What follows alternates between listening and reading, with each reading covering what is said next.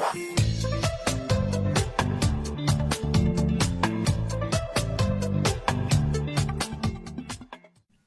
Clifford, how Hi, are you?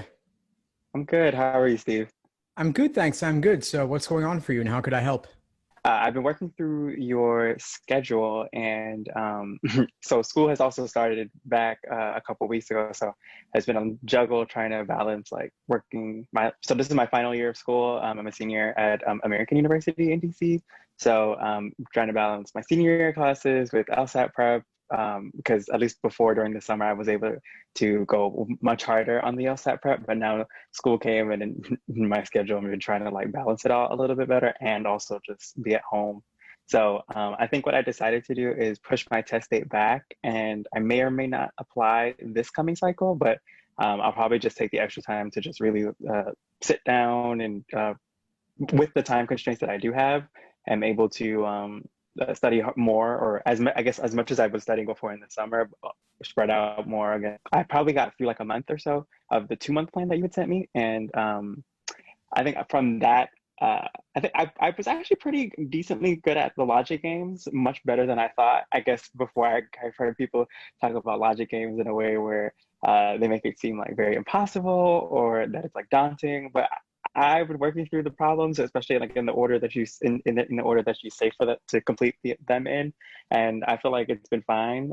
I had like a little lapse over the Labor Day weekend, probably was hanging out too much, but um, uh, I was started to drop back. But I think I realized, how do you know necessarily when you've made all the inferences in logic games?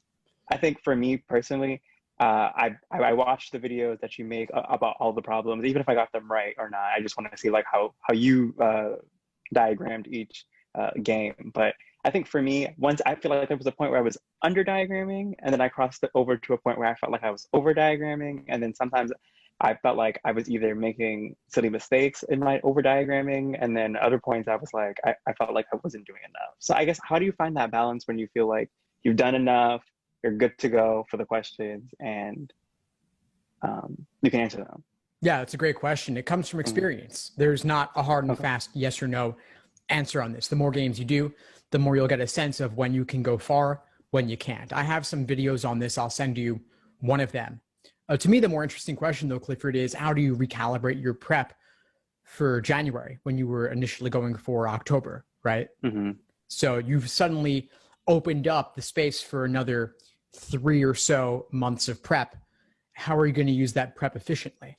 Postponing the Hmm. LSAT is incredibly common, but Hmm. it often requires more than we initially expect and other things come up. But how are you going to maximize those 3 months, and what are you going to do on a daily and weekly basis to make sure that you're able to maximize that time and you don't need to push it back yet again? So I guess before I set like an unrealistic schedule for myself, since I'm still learning about online school and how to balance all of that while still being at home and managing like familial responsibilities and whatnot. I think just going forward to set like concrete times during specific days during the week where I can carve out time, as opposed to my unrealistic schedule of I was going to carve out at least 2 hours every single day, absent-minded, not looking at syllabi or anything like that. So when my readings would come up, I would look at my day and be like, okay, so I can't do LSAT today because I have to read all these pages for my classes, and then everything is thrown off. I feel guilty that didn't do my LSAT prep, and then I'm looking at the calendar at the end of each day to write for the next day about what I'm going to do. So I think going forward, my next step will be either I'm hoping that with the longer period of time, that each day on the checklist will be a little shorter. For I'll be able to either complete it in that shorter period, or I can be able to designate longer periods of times on certain days of the week to complete enough of the days where if I miss one, it's okay because I can make it up on, like, for example, if I did Monday and Thursdays on Saturdays, I'd have that time on each of those days to be able to get large chunks of the daily checklists according to the monthly plans that you put together, to be able to do those and do those well That and makes a feel lot of sense to me. confident. Yeah. So if you're able to spread out your studying over a longer period of time, it's harder to fall behind because there isn't as much of an obligation on you each day and each week. But you're a senior in college. What's your course load like? So I'm taking 12 credits a semester, and also one of the three of those credits are my thesis, my capstone, And we haven't really started too much into that yet, but what American University does, specifically the international relations majors, is they have one capstone that works exclusively with the State Department, and that is the class that it gets really hard in terms of like workload, and that's going to start for my group within the class next week, and then from then on we have like projects back to back to back and meetings back to back to back, in addition to my other 300 level classes. Right. So how are you going to make sure that your LSAT prep doesn't get pushed to the side too often? I think I'm just gonna try to be more secure in like my weekends and also some days during the week. So I'm thinking maybe something like either a Monday, Wednesday, and a Saturday, or another 3-day combo throughout the week that I can only dedicate to that, and also just using my weekends more effectively. Because I guess before when I was at school, I was more secure in the weekends being like my peace, my time. But like I guess since I'm at home, I can't necessarily have that same mindset because I'm at home relaxing because I'm also at home in this environment whereas like I was moving out, so being in certain places with like my piece there, but I don't have that necessarily. I kind of have to flip it and get to know this semester for all its nooks and crannies. Good, good. So I heard you say earlier as well, like the blocking, picking 3 days a week, but what I hadn't heard was really blocking it off.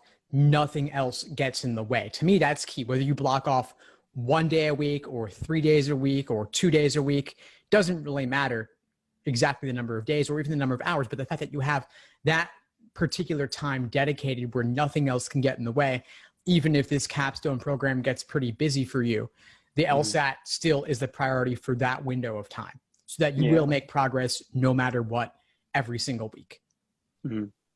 Yeah, that's going to be the key, is blocking out that excuse me, that certain like time schedule each week going forward. Because before, what would happen is I know that I have to do these set of logic games or these set of logical reasoning questions, and I know that those are things that are going on, but then I'll get like an email from class or an email from work, and then it's usually got like a time sensitive date, and then the day falls out of my hands, and then it's now 11, 12 o'clock. I know I have to wake up for 8 the next morning, and it's like, do I sleep? Do I do a little bit of the LSAT? And then I feel guilty if I only do a little bit, as opposed to what I set out to do from the night before. But I know that there's like a good sense of, quality over quantity necessarily in terms of the LSAT prep. But I don't know. It's just a lot in terms of balancing everything. But I'm trying to do it for the best I can. Good. Well, kudos to you for allowing the extra time. Some folks would have just wanted to take it in October and get it done, or take it in November and get it done. But it takes longer than we expect to reach your fullest potential. It often takes 5 to 6 months, and postponing the LSAT or retaking it is extremely common. I think more students do than don't. And so the fact that you have that cushion, that you're not even necessarily applying this cycle, it's clearly, to me, the right move to go for January instead. Yeah, I mean, I was a little hurt, but in the grand scheme of things, I just know how crucial the LSAT is in terms of getting scholarship money, and how crucial of a part of the application that is. In addition to, I feel like my application could also even be strengthened for law school if I'm able to also count in my senior year grades and have that increase my overall GPA from undergrad. Yeah, exactly. That can only help as well. So I feel like in the numbers scheme of it all, I feel like potentially applying next cycle, what is that, fall of 22, 21? Yes, you'll apply in 21 to start in 22. Right. So I feel like that might be a better plan. Absolutely. Yeah, Clifford, you got it. This will, any other questions for today? I feel like I had one more in regards to like the working through the logic game section. Oh, yeah. So you said experience when it comes to or over analyzing or over inferencing and under inferencing in the diagram, and then I guess my question kind of relates to rule substitution questions. Since I'm still like working through and like trying to practice, I've watched the videos that you've got. I know you had some sessions on rule substitution questions in the past couple of weeks, so I watched those. I guess one thing that I'm still not clear on is there like a basic fundamental that I need to be looking for rather in each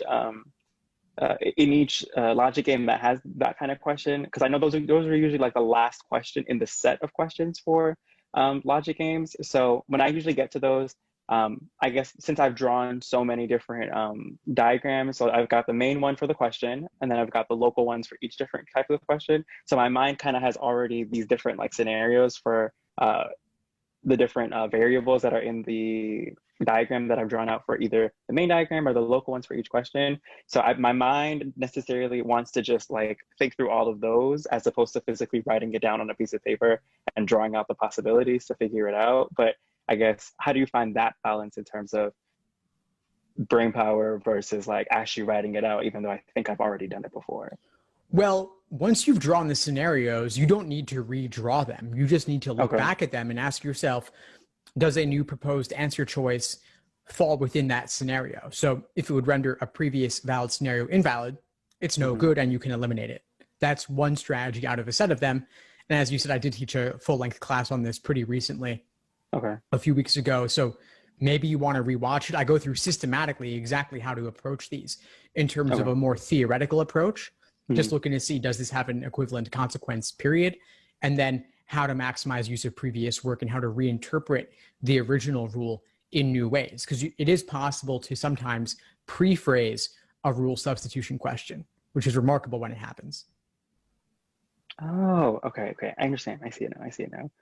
And then my last question is, going forward, are you going to send me like the 4-month plan? Is that what it looks like? Yeah, Or I'll send you should a I? 4-month. Yeah, I'll send you a Okay. 4-month plan. Okay. All right. That's perfect. All right. That's all the questions that I had. Thank you so much, Steve. You're really helpful. My pleasure, Clifford. Keep at it and we'll talk soon. All right. We'll talk soon. Bye-bye. Bye. Thanks for tuning into the show. Please subscribe if you haven't done so already to be notified of new episodes as I release them. And feel free to reach out if you need anything at all as you move forward with your prep. I'm happy to help however I can. In the meantime, I'll wish you all the best and take care.